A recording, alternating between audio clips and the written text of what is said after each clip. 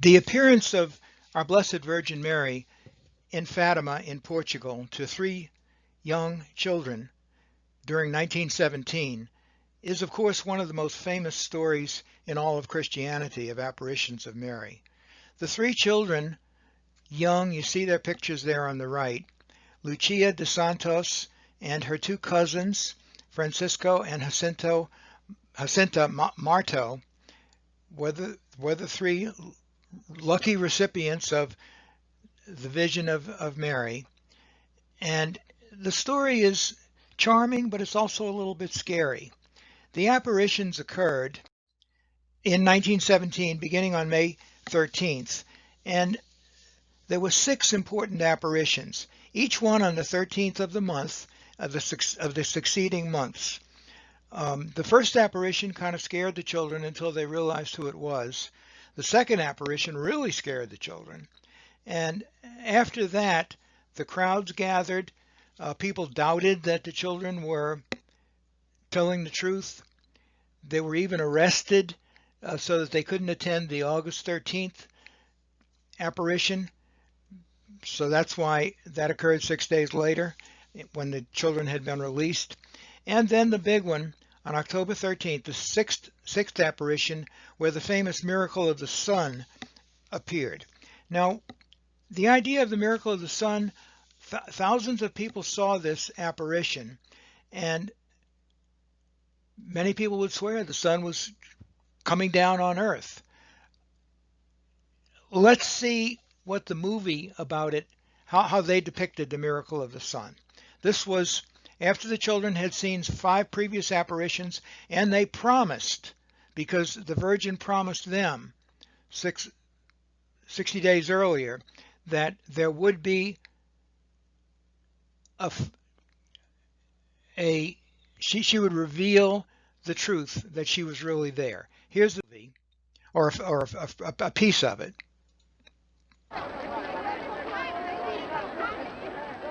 Where's the miracle that was promised? They said there'd be a sign from heaven. This is the sign, a flood of rain. No, wait, Our Lady was there. I didn't see her, but I know it. Ah, 3 crazy children. Why don't you leave them alone? They're only children. Go on, go away. Go on. Show us the sign.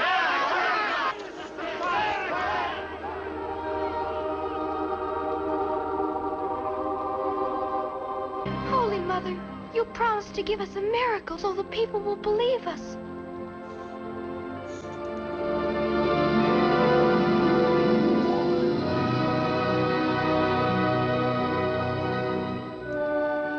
Look at the sun. The sun, look at the sun. The sun.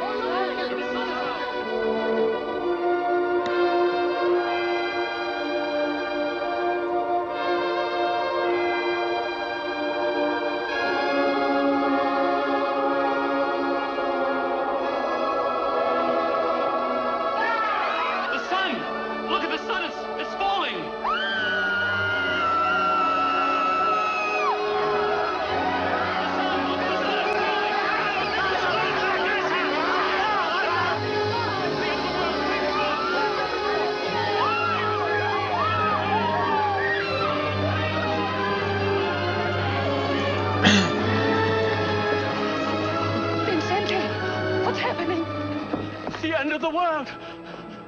No, it can't be. For I can see again. I could see. I could see. Look! The sun is turning back!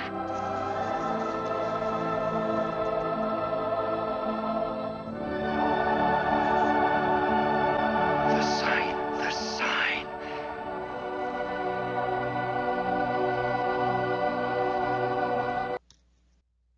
So that's how the movie depicted it. And it gives me pause, as a person who's got a science background, to ask, what about that miracle? It's hard to believe that the sun actually came out of its place in the sky. The nice thing about the apparitions, of all the apparitions, is that, you don't have to believe an apparition actually happened.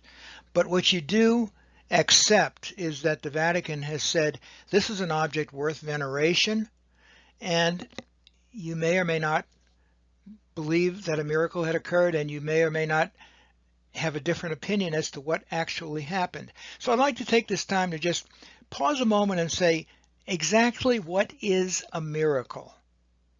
And I'd like to introduce um, a person I'd love to meet, although I met him once, Bry Consolmagno, SJ, PhD, and he is the director of the Vatican Observatory. There he is shaking hands with a friend of his. He's a scientist, bona fide PhD in physics and astronomy, and he talks about mysteries and miracles. And from a scientist, he's always skeptical. If you can't prove it, if you can't show it to me, I'm not going to believe it. That's the way a scientist would be trained. He does make a distinction between a thing that's a mystery and a thing that's a miracle.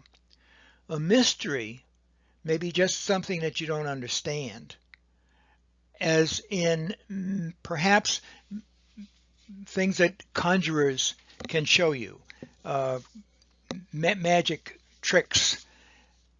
And let's face it, realistically, some of the things that were talked about in the early days of the church and Christianity were perhaps not real events, but magic tricks, people being cured of diseases, and we didn't really know what was causing their diseases. We didn't have enough science background to understand them. That's a mystery. Something happens that we can't explain because we don't know enough to understand it. That would be a scientific mystery. A divine mystery would be something that we don't understand and we're never going to understand because it's not within our capacity to understand. But let's distinguish between a mystery, something we don't understand, and a miracle. A miracle, at least in Brother Consolmagno's eyes, and it's kind of hard not to argue with this, is something that you may or may not understand the science behind, but you got a message from this. It opened your eyes in a way. It was a sign to you that revealed something. And that's an easier way to understand a miracle. That something, you may have been cured of a disease. I think I was cured of cancer not too long ago, years ago. And scientifically, it could have happened. I had a chance of success, and I was lucky. But it was a sign to me, just as it can be a sign to you. Miracles happen every day. One of the greatest miracles, of course, is the fact that we're alive. And what is life? We'll never understand what life is, and that's the thing that we see every day. But if something is revealed to you, that is a miracle. And what we can say then about the Fatima miracle of the sun was that this was a sign to people. What can I say about that sign? You saw it, and it meant something to you. Specifically, with respect to what happened with the sun, if you're a scientist, I can say, yeah, sure, science has an explanation for what the people saw. They said it could be sundog. These are examples of actual things, phenomena that can happen when the sun, on a very cloudy day, when the clouds above have ice crystals in them, the sun can make what's called a double reflection, a double rainbow, a rainbow on the left and right of it, and it can make the sun appear large, and can make it appear that there are three suns, and it can make it appear really weird effects. And many scientists would say that what happened at Fatima may have been this thing, a sundog. Not going to get too much into details of sundogs. However, it's something that could have happened scientifically. But what was good about the sundog that may have happened? The clincher. That could have been the phenomenon that people saw. However, how on earth could those children in Fatima have known on August the 13th, which is when, August the 19th, which is when the lady told them that she would produce a miracle on the October day? How could they have known 2 months ahead that this phenomenon was going to happen that day, that time, as promised? Now that reveals something. Just to keep the record straight, that's the clincher. Now let's just update the kids. The lady told them when Lucia asked, would we all go to heaven? She told them they would all go to heaven. But she also told them that your two cousins, Francisco and Jacinta, will die very young. But you, Lucia, are going to live a long life because I need you to tell the world about what you saw and what I am asking. So as it turned out, both Francisco and Jacinta died within 2 or 3 years after seeing the apparitions. They died from the Spanish flu epidemic, which ravaged the world at the time. Curiously, it's similar to the coronavirus epidemic, which is ravaging us right now, and it's almost exactly 100 years later. But that's a pure coincidence. As it happened, Francisco and Jacinta have been canonized saints by Pope Francis. And wasn't this charming? They were canonized on May 13th, 2017, date chosen because that was exactly 100 years after they saw the first apparition. Lucia, however, lived to be the age of 97. She became a nun. She wrote down her visions extensively, told people extensively about them, and she died on February 13th, again on the 13th day of the month, in 2005. And will she be beatified and declared a saint? Well, we'll see, but if I were betting, I would say she will. So if the Virgin told the children that two of them were going to die early, but Lucia was going to live a lot longer, what was it that she expected Lucia to do? She specifically said she needed Lucia to remain on Earth to make her known, and also to help establish the devotion to her Immaculate Heart. And that's pretty much what Lucia's mission on this planet was going to be, and which she lived for many years telling. Now let's talk about the three secrets, because they were kind of famous also. We were told early on two of the three secrets, and that third one was kind of a teaser. At one time we thought that the Pope would reveal those in 1960. Turned out you had to wait about 40 more years before the Pope revealed the final secret. But let's talk about the three secrets. The first secret was a vision which the Virgin gave on either the second or third apparition, a vision of hell, where she showed the kids what hell would look like. And the picture which I'm showing here is Botticelli's drawing of Dante's Inferno, and the vision that Lucia described in her writing was a lot like that. You had demons and people just burning up in flames and sparks of a huge fire, terrifying fears and screams all over the place. And the children would have just died of fright had not the Virgin assured them that they were going to heaven, they were going to be spared this. That was the first secret. The second secret was a little more complex. The Virgin told the children that World War I was going to end, but there would be another war that would come later during the reign of Pope Pius XI, who wasn't even the Pope at the time, should men not stop offending God, and should Russia not convert. In this second secret, the Virgin said there will be a second war. It will be even worse than the first war. There'll be war, famine, persecution if my requests aren't heeded. If not, if they will, there will be peace. But if not, there will be war. And she said, and there will be a sign given to you by God before this war happens, a sign by God that He's about to punish the world for its crimes. So what about that sign that she promised? Most people would agree that the sign for the second secret was a huge geomagnetic storm which occurred in late January of 1938. This storm happened a month before Hitler seized Austria and about 8 months before he invaded Czechoslovakia, and it was a geomagnetic storm, kind of storm that produced giant auroras all over Europe and Canada, even Bermuda, and shut down transmissions all over the place. If such a storm like that occurred today, it would probably wipe out our internet for a while.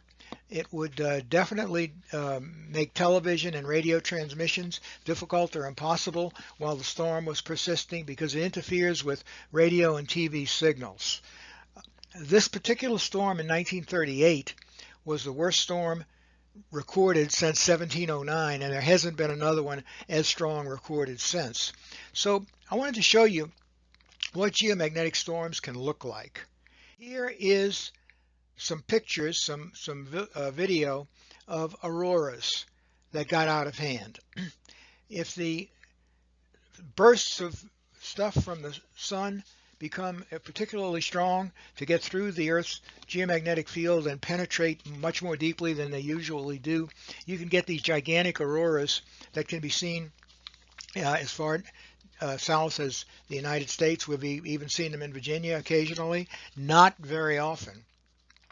But these were some particularly violent auroras that have been recorded in the last 10 or 15 years. Of course, this wasn't the 1938 aurora. We didn't have photographic equipment that could have handled this kind of photography back then. But so you can imagine something even stronger than this. Now, if you were here at the time experiencing something like that, your TV would not be working, and your lights would probably have gone out, and you would be just a little bit scared.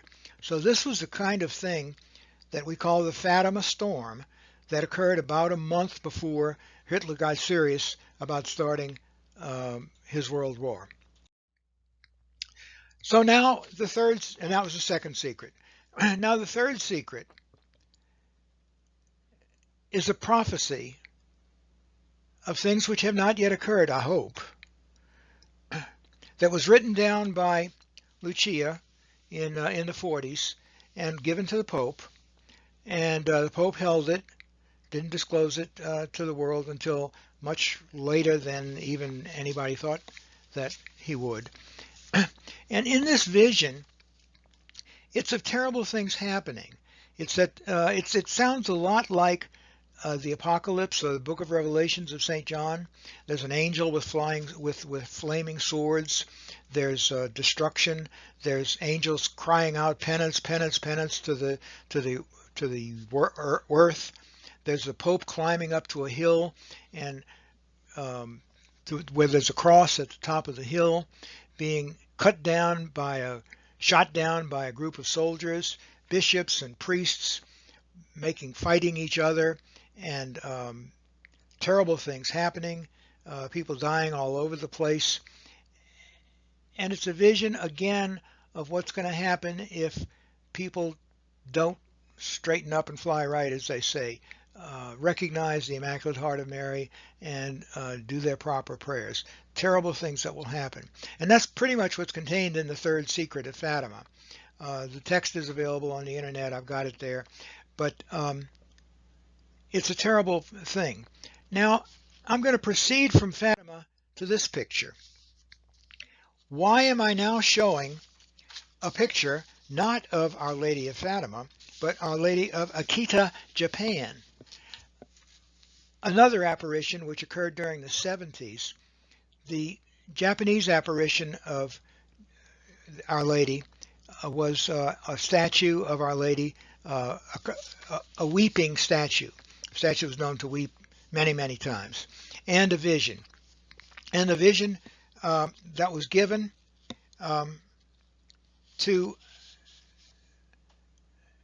in Japan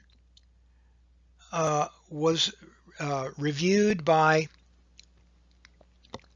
then Cardinal Ratzinger, more recently, later Pope Benedict. And this was a vision that was given, the message in Akita, given on October 13th, 1973. Oh my, that's an actual anniversary of the final visions of Fatima. And the message of Akita is very similar to the message of the third vision of Fatima. As I told you, if men do not repent and better themselves, the Father will inflict a terrible punishment on all humanity. It will be a punishment greater than the deluge, such as one will never have seen before. Fire will fall from the sky and wipe out a great part of humanity, sparing neither priests nor the faithful. The survivors will be so desolate that they will envy the dead. Bishops and priests need to pray. We all need to pray. The work of the devil will infiltrate even the earth in such a way that cardinals will oppose cardinals and bishops will oppose bishops. Terrible, terrible vision. Demons all over the earth. And the strange thing about this is that it's so similar to the Fatima mission. Well, it's the same Blessed Mother appearing to both. And I just want to conclude this little thing by saying, are those disturbing visions? They sure are. But the one thing, in Our Lady's own words, in the end, my Immaculate Heart will triumph. And we all need to take heart from that.